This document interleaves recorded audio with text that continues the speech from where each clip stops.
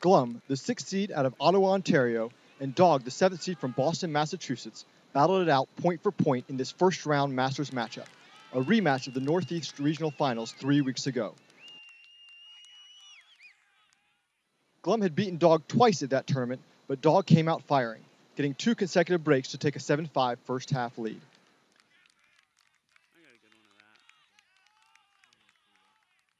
The teams continued to trade and swap breaks in a contentious second half.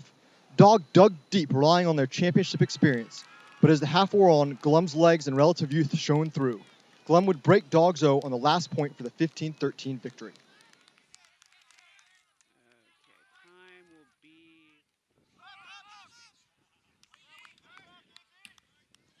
On the next field over, Philadelphia's 5th-seeded Old Sag looked for revenge against Denver's 8th-seeded Double Black.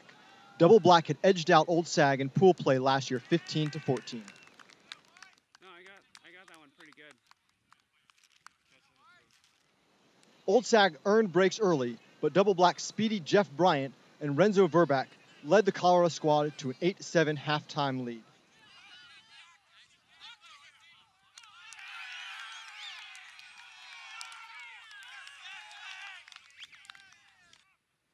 Old Sag's defense was noticeably more physical in the second half.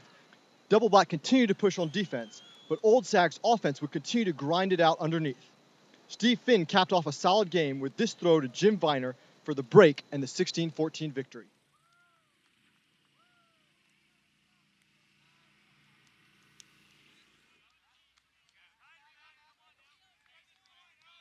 Coming out of a huge 17-16 upset over number 2 seed Mileage in the first round, 11th seeded Real Huck was looking to maintain their momentum against number 9 seed Throwback. This game was all Real Huck as the Chicago area team, led by number 8 Nate Volkman, charged to a 4-1 lead right out of the gates against the Seattle-based Throwback. Real Huck continued to display their depth, their committed man defense, and their possession-based offense on the way to an 8-4 half. Throwback failed to gain any momentum in the second half. Rick Fowler of Real Huck snagged a heads-up layout catch block, and Ricky Bowes found a bidding Mike Fritz for the game winner. 2 rounds in, and Real Huck, with the 2nd seed from the Central region, is looking like Cinderella in the 2009 Masters division.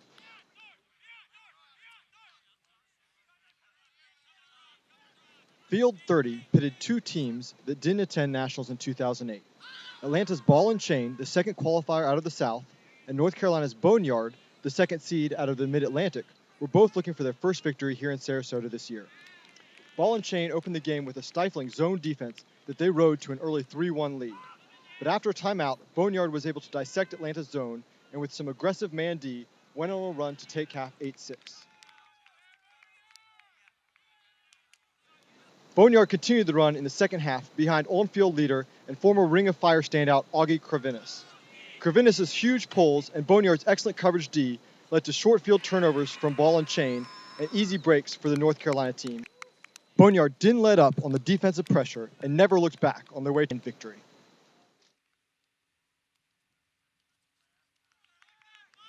The last round of Thursday Masters play featured the 1-2 matchups in each pool. Pool A saw number 1 seed overall and defending champions, Surly of Minneapolis, facing off against the 4th seed overall, Troubled Past in purple, representing San Francisco's Bay Area. Both teams entered the game undefeated, and winning here would mean a clear path to winning the pool and likely avoiding an early elimination game against the strong-looking Beyondors. This was also a rematch of the 2008 semis match, which Surly won 15-7. Both teams came out hot, trading points to 7-7 with 1 break apiece. Troubled Past straight-up marks slowed the Surly offense, which was looking to take big shots. Troubled Past Mark McGee had a standout first half, catching the all-important 8-7 break into halftime.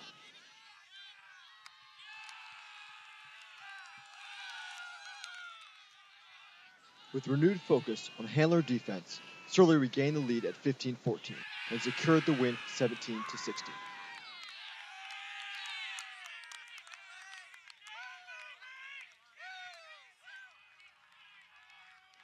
Santa Barbara's Beyondors arrived in Sarasota with most of the pre-tourney hype.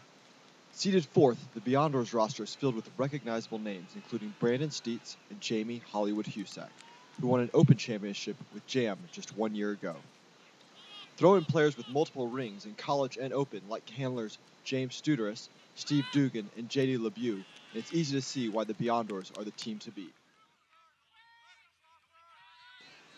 Second-seeded Mileage, in red, from Dallas, Texas, is the quintessential Huck and Hope team. And with 6'5" receivers like Tom Etchison and Donovan Thomas, the hope isn't really necessary. The Beyonders extended their advantage in the second half with offensive spacing, athleticism, and coordination that looked more like an Open team than a traditional Masters one. Taking the game 15-10 against last year's runners-up, it's easy to see why the hype is around the Beyonders.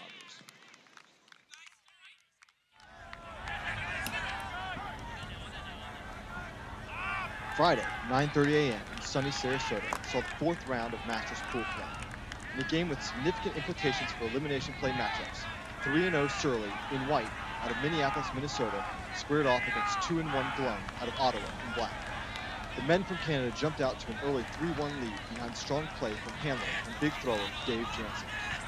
But as in the game against Troubled Past on Thursday, Surly put increased focus on handler defense, keying on the Jansen matchup, and throwing their full stable of fresh, versatile defenders out to stall the Glum offense. Surly effectively converted possessions on both offense and defense to take the half 8-6.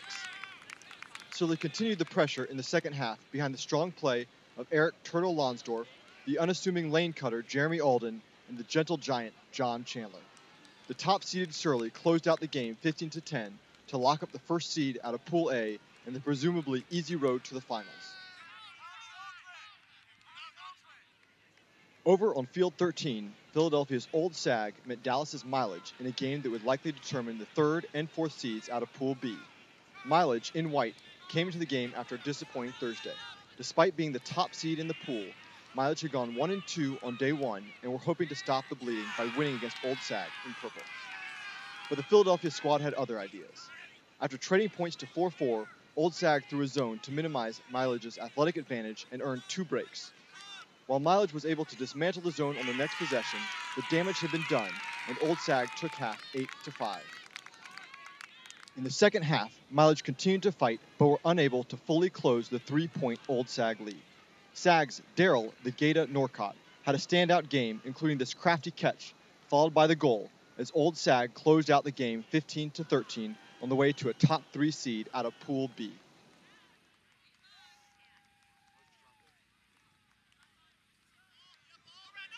The fifth and final round of pool play in the Masters division featured the Bay Area's Troubled Past against Boston's Dog in a game that had significant potential to shake up the Pool A seeding going into the quarterfinals. Both teams came out firing, with Dog and Red taking the open deep shots early as the teams traded to 4-4. Dog would get the first break of the game to take a 5-4 lead as the emotions began to run high.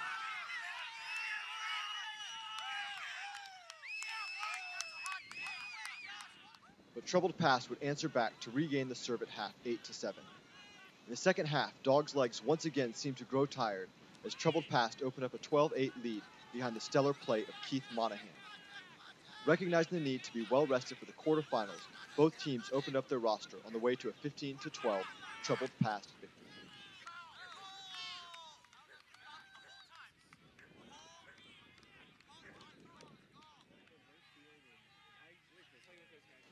Other Round 5 action saw Colorado's Double Black pitted against regional rivals Santa Barbara's Beyonders. Double Black, in white, started hot with Jason Wedekin connecting with Brian Hickey for the 4-2 lead. But the Beyonders aren't a team that likes to lose and responded with impact play from star players Brandon Steets, JD LeBeau, and this block from James Studeris. Colorado would answer back with a huge goal line block by Van Lee.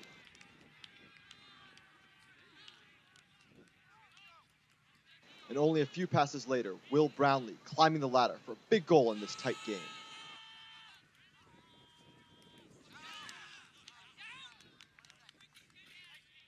Double Black would lead the game as late as 10-9, but the Beyonders would not be snowed under.